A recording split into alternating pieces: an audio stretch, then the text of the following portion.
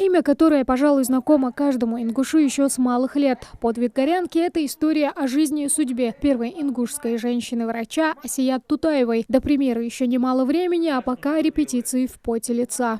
Широкий круг, мать, стоит! Шум, шум, пошел! Давай! В основе сюжета история семьи Тутаевых. Великая Отечественная война навсегда изменила судьбы миллионов людей по всему миру, в том числе и Асият Тутаевой. Молодая девушка, студентка медицинского института, жившая обычной жизнью, даже и не подозревала, что ей суждено стать той, благодаря кому выживут десятки солдат. А спустя еще немного времени ее провозгласят настоящим героем. Руками реки крови текли среди могучих скал.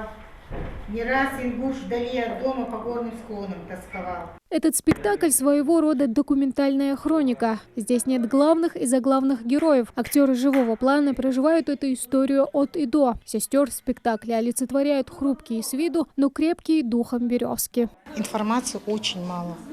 Про Асият Тутаеву очень мало, хотя подвиг ее, конечно, на уровне нашей Российской Федерации, да, бессмертен ее подвиг. Поэтому нам приятно было играть. Мы играем, определенных ролей нет в этом спектакле. То есть мы играем всю их жизнь в мирное время, военное время, выселение.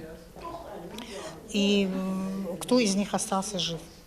В принципе, почти все погибли девочки. Одна осталась, как я сказала, она живет в Московской области.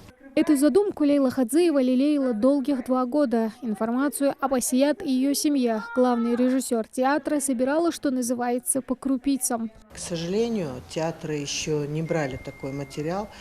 И я уже на протяжении 2 лет собирала материал именно о семье Тутаевых и о самой Асият. Конечно, информация очень скудная, но я ее, как сказать, собрала в сценарий,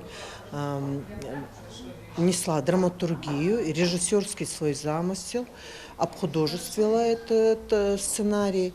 И сегодня мы уже идем к завершению нашей репетиции. Важно было, чтобы в репертуаре театра были такие спектакли, где мы рассказываем именно о национальных героях. Премьера спектакля намечена уже на конец этого года. Труппа театра уверена, спектакль будет интересен и молодежи, и более взрослому поколению. Тамара Хашагульгова, Магомед Дидигов, Новости 24.